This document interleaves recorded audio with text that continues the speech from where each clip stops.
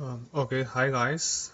Uh, Sorry for any inconvenience because I am in Seattle, so maybe some noise will be coming. So it's really sorry for that.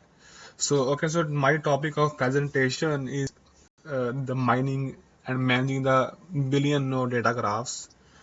We already know that there are huge data is present and most of data is present in the graph form also. And this is really a need to worry about the graph problems because there are a number of huge social networking sites like Facebook, LinkedIn, and it's very important to figure out which in the graph systems which are autonomous systems, which nodes are like central to the systems to find any patterns or anomalies in our networking systems, any bipartite graph of documents and their terms, and hypertext graph in which sites which they point maybe they are containing virus or not, means like its security point of view. And there are also containing like weblog propagations in which the blogs are influential to copy their ideas, and computer network security, whether the packets are sending to reliable and anomalies are not. So these are the problems that we need to address in our graph problems. So and these are becoming the challenging problems in the daily life. It's really important to address these problems. But the good thing about this large data set problem is that the larger the data we have, it's really easy to discover the useful pattern from the graphs. And yeah, means it's simple formula. The larger the data set we have, the more patterns and anomalies and we can discover from them. So so I am so my presentation is really covering the three basic ideas of outline. I am doing on large graph challenges and systems from large graphs and their key algorithms. So I am just keeping just going fast over large graph challenges, but I will concentrate more on the systems and the key algorithms. So there is one good thing about the graph problems that we have a squid and power law relationship between the nodes and the edges, and there are a number of aspects in which their relationships exist, and the most of the relationship exist between the attributes of the graph problems, and they exist in the power law distribution. So this is one of the good thing about the graph problems are that. So uh,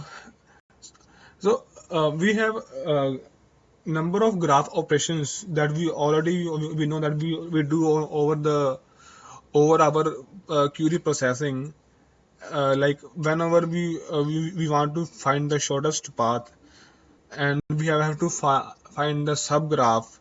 Uh, so these all categories fall under the online query processing, and in the offline processing, like page rank, that which page has been visited more, and which is more which is more like ranking algorithms. So in which the users visited this page number of times. So this is inclined in that way. And the other graph operation like visualization and the graph generalization. So how we can visualize our graph to make and discover the more useful patterns, and to perform some data analysis on the same things. So so what actually currently the status of the graph problems, that they are very good problems that have been built for the processing graphs, like PBGL. It's a parallel boost graph library. So it is generic C++ library which is very useful for high performance parallel and distributed graph computation. And it's Neo4j. It's a Java library for the graph processing. And the systems that we often use for the processing of the large data is Hadoop and MapReduce. I think you already know about the MapReduce In the map, they form the key value pairs, and the reduce is the summary operation over the key values. And and we have still reached to some like points. Yeah, okay. Some specialized system has been developed for recommendations for page rank algorithms, but it's very hard to go without the system, because uh, in the distributed system, so you will divide your task among the different systems. So on the computation perspective, it's very good, but but uh, there is also some challenges, like fundamental issues, architectural issues are there. But in my views, without system, is it good? But we should focus on our algo is uh, algo must, because if our algo is not good, but we are using the high system for high memory, uh, maybe it will make some long time. But if our algo is very optimized, and may not our uh, algo needs some more memory, for so that's why so it's only about the computation time. So better the algo we have, and better our computation time will be. The systems has their own advantage. Okay, fine, we have a lot of memories. Okay, we can deal with them, but it's very good to focus on our algorithm part. So today's the one of the challenges of the online query is like online graph exploration and subgraph matching. Suppose I have searched any term on the Facebook, so it will just give me the keyword. Okay, so okay, fine. I search something, so it will give me the something related to my name. Fine, but I think it's not a problem. But it's a problem with that the keyword that we have searched. So how it will explore the graph. So how closely it will find the queries that already exist in the graphs, or in the graph links. And the subgraph matching is one also the problem. Like we can proceed with the subgraph matching from breaking a graph into basic units, edges, paths, and frequent subgraph. Like first, I divide my whole graph into edges, fine. Then I will break the whole graph into their nodes, and make each and every possible combination, fine. And then I will try. Okay, this combination is going good for me, and in that way, okay, fine. So this way it will work for me.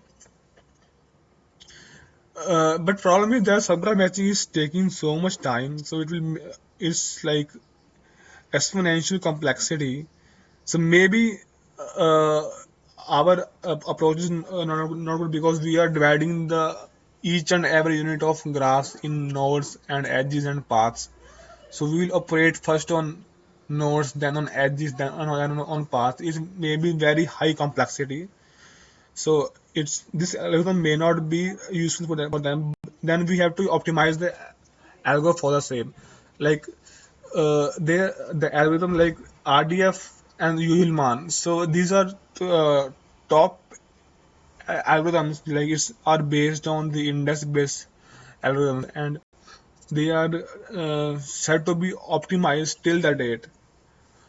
So yeah, so that's why so if we are using the optimized algorithm, so it is very useful to be indexing for the for the graph operations in very useful and efficient time.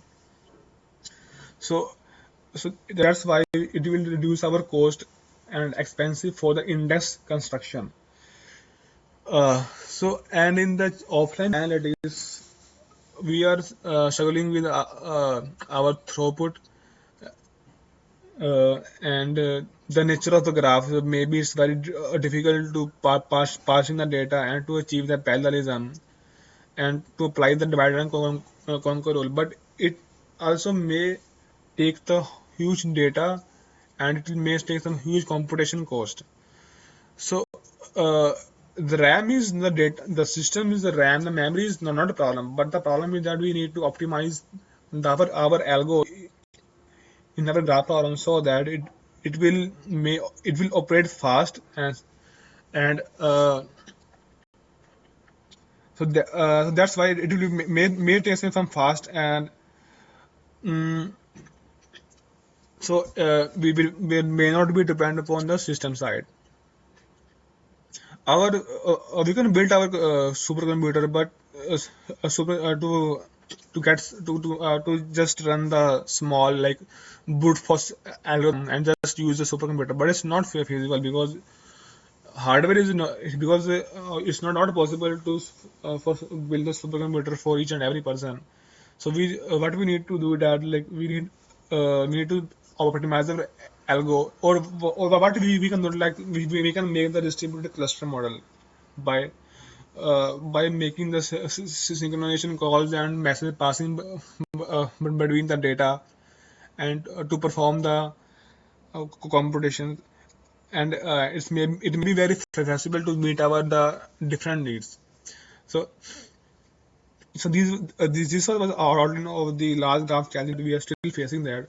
Now my main is motive for this presentation was for focusing on the systems and the key algorithms. Uh, so first I'll start with the RDBMS. I think you already guys know with the RDBMS, but it is very expensive for the systems for large graph because due to the SQL join queries. It is very it's really very expensive to perform the operations of the SQL join query. So it's not good for this study is not good for the indexing for the large graphs. Fine. So next is the MapReduce. I think you already know about the MapReduce. Is the key value pair and the summary operations. So MapReduce is also a good thing, but the problem is that the uh, MapReduce is a large, okay, it's a back processing system, but it's a no online query support. So it's not an in our native model. So it's very efficient in the results for each iteration that it is performing, and one of the problem is that we have to send the whole graph structure over the network to perform the computations. So that's why we oftenly we use MapReduce, but nowadays the Pragal and the Pegasus are really means emerging, and they are using in the industries. So Pragal. So what's Pragal? Pragal is simply is like a framework equivalent to the MapReduce, but it's for the graph problems. It is very useful framework for the directed and the distributed graphs. And the one key factor is it is doing the calculations by touching each and every small number of vertices which are present in the graph. So I'm giving the example. Suppose we have uh, one data set 1, 2, 3, 4, and other data set 7, 7, 5, 6, and these data set are present in the different clusters, or maybe in the different servers or different machines. So what is the motive of that problem is uh, that in this 756 uh, we have to find the minimum number which is present in the network. Suppose in the network 576, the minimum number present is 5. In the 1, 2, 3, 4 is 1. So this is the example that we need to be learn here. So what happen in what is happening in the Pragal? Actually, it will send the messages to each and every node that are connected, but the nodes may be present in the different clusters. Fine, the nodes are each and other are connected to each other, so they send messages to each other. by sending their values that are present. For example, uh, the 2 will send their value from 2 to 1. 4 will send from 4 to 3 and 4 to 2 because it's like outgoing edge, fine. And same in the upper graph is from 7 to 5 and 5 to 6 and 6 to 7, 6 to 7, okay, sorry.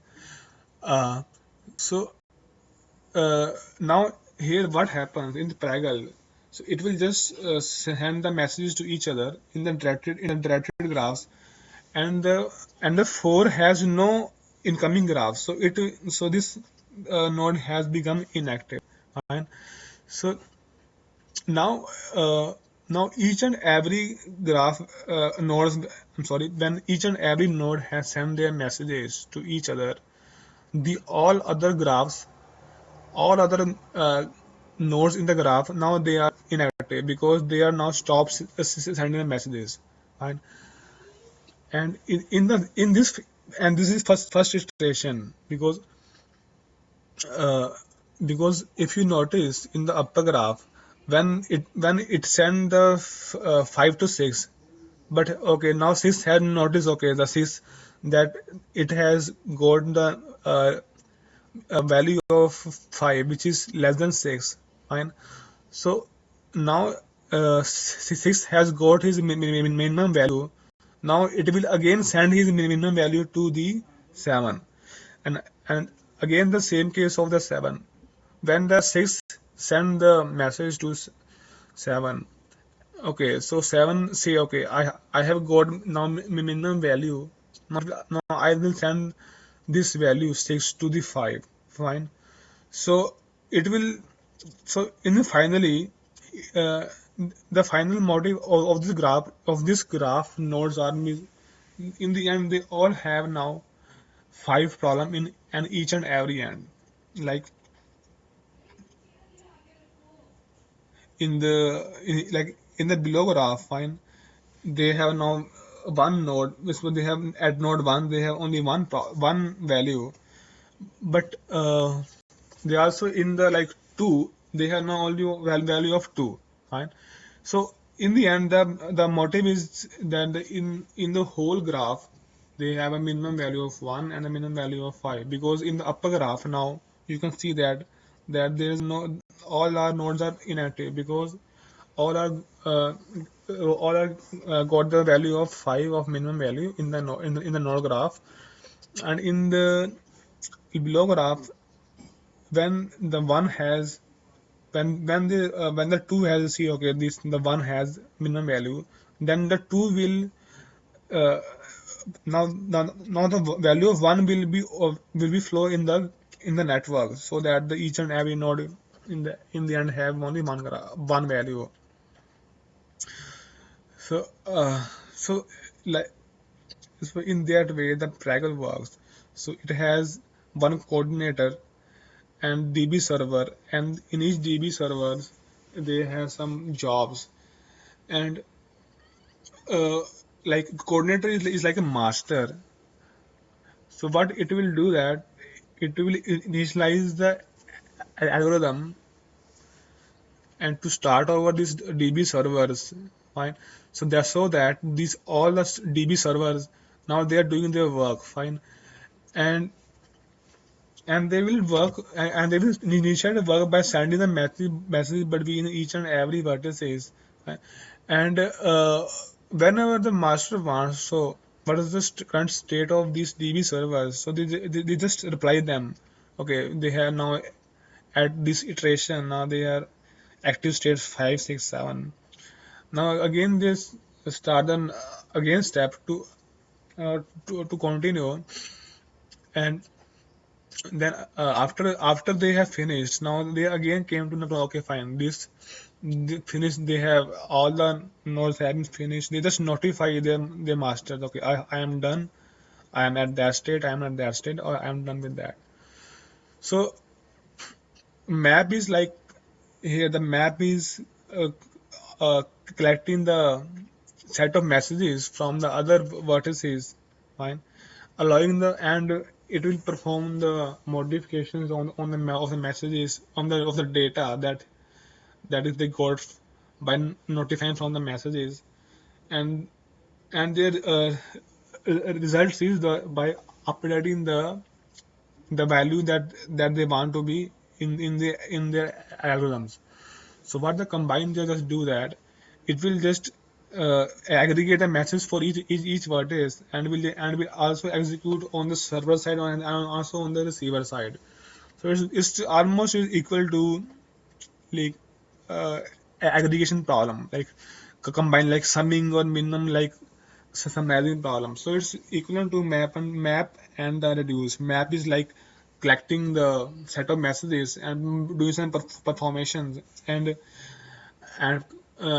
reduce is choosing the minimum value from the aggregated set of messages. So the new algo is petascale graph mining. Petascale graph mining is also one of the most useful that is currently using, and it's run in the parallel distributed manner on the top of the Hadoop. Fine.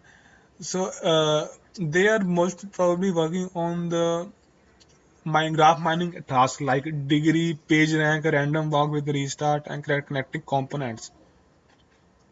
So what's happening there? A degree, like they are, why they are using for degrees. So a degree to compute. Okay, so how much degree that they are, one node is connected to the others. For example, the one node is connected to 6 to 7 nodes, so its degree is 6 or 7. But it is found that the most of the graphs are at most degrees 5, right?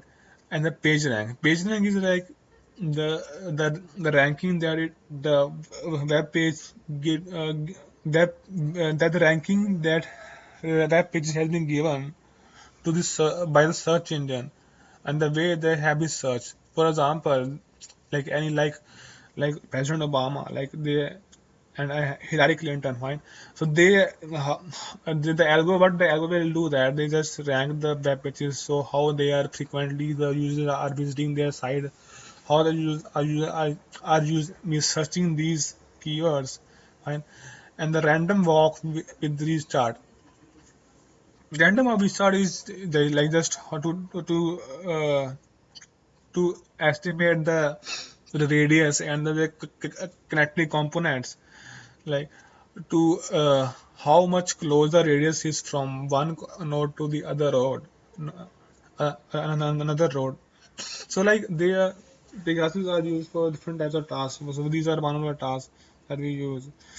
And okay, so what the key idea is in the Pegasus, fine. So it's performing the matrix multiplication by uh, from the conversion of graph mining operations. So okay, I'm giving the example like if I have 3 into 3 matrices and I want to perform the multiplication, fine. So what I will do that in the Pegasus, it will definitely, it has 9 operations because from one column to the other row, fine. So it has 9 operations, fine.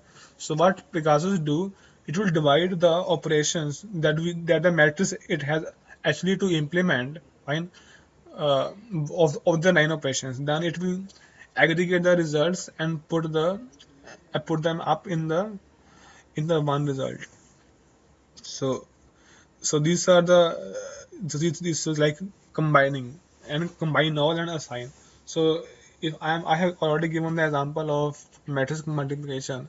So what the matrix will do, it will first multiply one row of one matrix with the column of other matrix. So this is combine, fine. So this for each operation, like for each element, it is combined, and combine all, fine. It is the sum, fine. And assigning the value means it's a new result is the assigned value, fine. So these are the basic two operations, and it's just optimization, like similar to the optimization algorithm. first it will make the multiplication, then it will make the combine, and it will assign. I hope you get it, but it's very simple. It's really easy to learn. So, so these are natural programming models. Like it will just first assign the first it will combine the elements and will assign the value to by updating the value to the another vertex. So my so this is also one distributed graph engine. You call Trinity. So Trinity is a platform that supports graph fast graph exploration as well as efficient parallel computing. This Trinity has a great leverage that the graph assess patterns are both in online and offline computation. Fine. So these are really useful to optimize the memory and the communication with best performance. Online query processing, like they are, it requires low latency, and in the offline graph analytics, they have a very high throughput work to be done. Trinity is just directly assess the random data problem in the large graph computation, and it implements the globally addressable distributed memory storage. It provides random access abstraction for the large graph dataset. Trinity itself is not a system that comes with a comprehensive idea of like building graph computation modules, but its flexible data and computational modeling capacity that it makes the development of such modules and empowers the large variety of graph applications. Fine. So, like, uh, in easy words, like it will convert the system to support any specific graph application. So this is the outline of the Trinity, that it will easily morph any systems so that it is best supportive for any uh, graph application. So now I am now going in the way of like this is a Trinity cluster. So what happening in this cluster? It consists of multiple components, and it has proxy, lib, master, slave. I'm sorry, it's only slave, proxy, and clients. So what does the slave do? It has only two roles to play. It stores the graph data and perform the computation on the data. Fine. Computation usually involves sending the messages to and receiving the messages from other Trinity components. So specifically, each slave stores a portion of the data and processes the messages that it received from the other slaves or proxy data. So, but the Trinity proxy only handles messages, but it does not have their own data. But it usually serves as a middle tier between the client and slaves. So I'm giving the example like, for example, proxy may serve as an information aggregator. It now then it what it will do, it will just dispatches a request from clients to slaves and send results back to the clients after aggregating the partial results that they have received from the slaves. So proxies are basically sometimes are optional. uh, that like most of the Trinity clusters, they didn't use the proxies, but the Trinity client is one of the important component, and it's responsible for enabling the users to interact with the Trinity cluster. So it is a so client is just as a user interface between the Trinity system and the end users. So this was a Trinity cluster that uh, that we were talking about. Now I'm coming to the stack of the Trinity modules. So if you see that stack is here is a memory cloud there. It's a distributed key value pair. So what it is doing that uh, it is a distributed cloud. It is used as a Trinity storage in infrastructure. So what is happening there? Memory cloud, uh, it consists of the memory chunks, and each chunks is stored in a machine. Usually we have like less than, or I'm sorry, the greater than m chunks, and where the m is number of machines. And in other words, I can say that each machine hosts multiple memory chunks. The reason is that we can achieve high level of parallelism, and uh, and but there's also one with the negative example that we can there is a high probability that we can meet with the hashing conflicts. So what the to accomplish this problem, the Trinity uses the hashing mechanism. So what it do so it locates the value of key value pair. So first it will identify the machine that stores the key value pair. Then it locates the key value pair. Fine. Suppose like the key is like a system by identifier, and value is used for modeling the application data. When value is associated with the scheme, we can call it as a cell, because the cell and the pair becomes a cell ID and cell pair. So these are implemented in the Trinity specification language. A cell is it contains a lot of information from the directory graphs. A cell contains a set of cell IDs that represents its neighboring nodes, and in the directory graphs, a cell contains two cells of cell IDs, one for incoming links, fine, and one for outgoing links, fine. So, this is one very good aspect of the Trinity is like it has Trinity specification language. It's a very intuitive way of writing the efficient messages and passing them programs for each graph computation. Right? And the algorithm simply send the asynchronous request to the remote machines, right? And the computation of the fast random access and parallel computing. Right? So this was all about the Trinity.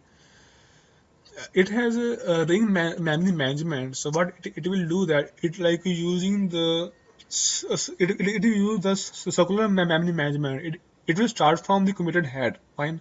Then it will fill it memory. Then it will again go to the tail in the uh, in the circular way, so that it will combine. It will again try to use the memory that it still haven't been committed. Uh, it's like simply is like a circular memory management. It will start from the head. Then if the memory has been filled, then it will again issue the pointer to the request for the memory. Then it will again move to the tail end if the memory has been finished at the hand end. So these are some graphs of the Trinity graph exploration, and it's really improving. So the time is very little. It's very to time is taken by the Trinity graph exploration is really very little, because they are using the parallelism, and they are also avoiding the hashing conflicts. So these are one of the good as results of the Trinity. So this is the molding of the graph. So how it will contain each and every cell. So cell is containing the in information of the all the neighborhoods, fine, and they have also additional data. So okay, what like additional data like the length of the source index or the destination index. So these are type of the structure that the molding the graph is present is there. one of this is a Trinity specification language that is often used for the intuitive way, like this very efficient way of the passing the message for the graph computation, and they have cell ID and cell ID and cell structure to to accomplish that. Okay, so now my next is key graph algorithms. So it's graph partitioning and traversal and query analytics. Right? The problem is that we are facing that can we perform graph computation locally on each machine and then aggregate their answers to drive the answer for the entire graph. So like it's one way of thinking because the graph key algorithm is a graph partitioning and traversal and query analytics. Fine, the graph is big and there's a lot of billions of data is there. So instead of storing at the one point, we need to store at the distributed systems. So to make the fast exploration and the computation. Uh, what I will tell you here that like graph traversal and graph queries and also the graph analytics. And what does the graph traversal do? It's just a BFS. I think you already know about the BFS. Graph partitioning is like one of the uh, problem is on the breadth first search is equivalent to that. But the problem is that if you divide the graph into the number of in the number of subparts, and then you will compute then you again divide the graphs into subgraphs. So it's like iterations. It will make a long chain of dividing the graphs and graphs and graph. So what's happening in the graph partitioning, the load balance and reduced communication is there, and there is a number of ways to partition the graphs. It's a random partitioning. So what it is doing like so it will just make a random idea. Okay, fine. So if I have 10% of graph data, that will estimate the remaining 90% of data. So we don't need to have a large data because each machine has full information about all what says. So what we need to do that the machine should have only 10% of what is. That gives the information about the whole data graph. So that we do not need to save the whole data graph, right? And we can skip the our 90% of data, and we can do some operations on our 10% of data. Fine. So partitioning is here is random partitioning. The random partitioning is like that we already explained is Pragal, Neo, and uh, is it Boost library. It's also user defined library. Okay, I want to make this kind of partitioning. Uh, and the current and the existing graph partitioning algorithms are first uh, we will divide the whole data graph. Fine. I'm sorry. First, we will divide the whole data graph into bunch of node pairs. Fine. Then we will make an operation. Okay, fine. By using this small subset of graphs, these algorithms are giving me much better results. Fine.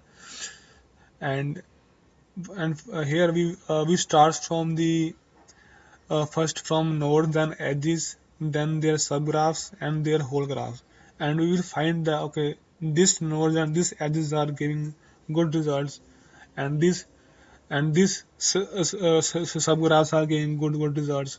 So we can make the partitions in that way, and it is like KL divergence and FM. So these are the main algo that we use for classical partition algorithms. And in the multi-level partitioning, we have a million nodes graph, million of nodes. So we have just designed the different levels of different type of levels. Like we want to divide in three or four or five sub nodes or sub graphs, so that we can apply our partitioning algorithm on the multi-level partition.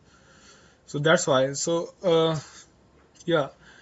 And then next is parallelization, just our sending our whole graph data to the distributed systems to perform the better operations and fast computation. And one of the algo that we use in the graph is Maxwell matching. And in the Maxwell matching, we have two sets. One suppose set is X and one suppose X is Y. And we want that the all X need to be matched only to the Y set, not to each other in their sets. Fine. So we need we used a maximal matching. Suppose we have to find the graph patterns and matching in that way, so that each node in the XY should be matched maximum times, and in the graph set of Y, and there is only one to one connection, not one to many or many to one. Only one to one connection should be there. Means each node in the graph X should be connected to only in one node in the Y, not to two or three or four. It's only one to one relation. So this is kind of Maxwell matching graph. So distance oracle. Distance oracle is also one of the way that we often use to find the shortest distance between the one node to the other another node. So what's actually happening is that it just use the Dijkstra algorithms and BFS algorithms, which are weighted algorithms, right? To find the shortest possible path and the distance between the each and every path. So I think these are simply and these are straightforward to find the distance between the one query and the two query. And how it's happening, suppose we map our all vertices into hyperspace by mis okay, if we want to find the distance between the vertices, what we will do, we just map into the high dimensional space, and we will find approximately the distance between the each and every possible node that exists in the graph. So these are kind of coordinate based systems. This is also based on like sketch based system. Sketch based system is really useful, and these are one of the greatest algorithm that need to be that needs really research area, and they are focusing on them. So what happening there is the sketch is all offline phase. So your system will store some small sketch for each node in the graph, and at the query time, so it will look up at the sketches of the source and destination nodes and perform the simple operation using these two sketches to estimate the distance. So it just make a like high level idea between the sources and the destinations. So suppose I am giving you example, like I am at engineering center. So so I want to go to UMC. So so my algo is has already draw some conclusions and draw some sketches in their idea in their mind. So okay, so uh, EMC is in that direction, Folsom Street is in that direction. So it has some rough idea in their mind.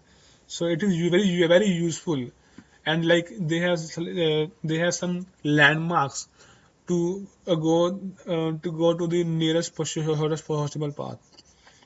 So these are sketch-based algorithms, and what is really important that it has improvement on the distance estimation. So if we want to prove on and make the improvement on the sketch based, what we can do, like we can avoid the cycles maybe like cycles are available, so maybe degrade our performance. We and we also can do that. We can improve landmark selection, so which is also very good for to optimize an NNP hard problem. So, as if we compare between the distance oracle and the sketch based, so accuracy is really good for the sketch based, and the distance oracle. Sorry, I'm sorry. Accuracy for the distance oracle is really good, but it takes us so much time. But the sketch just gives the approximation. Okay, so this is our data. So it is just give approximation, but it's really fast. So that's why we it's better to use the sketch base on the large data graphs rather than to use the distance oracle. That it may take a long time to compute their results. So I'm just wrapping up. Is asynchronous by I think it's just already a overview of the best first search. Fine. So this one more component is between sweetness. Okay, fine. Between sweet, I'm sorry. It's betweenness. Just count the fraction of the shortest path that are passing from the particular application. So, what is the use of that is it is used for landmark selection. It can be used for community selection to for the vertex importance algorithms. Fine. So, so I'm just wrapping up all material that we have done that. Uh, Distributed platform on the based on the sweetness, but I'm sorry, betweenness. It will just compute the shortest path between each and every machine, and it will just take the track of that, right? And also used for the finding the local path and the shortest path between the two ends, and it perform the high quality shortness between each and every node on all the paths. So I think this was my presentation. I think it's so difficult to get into the graph very deeply, because the deeper you get, you came to know that it's very difficult to get to solve the large graph related problems. But still, some search is going on. Fine. So I think I am done with my part. So mm, okay, thank you for that. I think I may not have done something better that you are expecting, but still it's fine. Okay.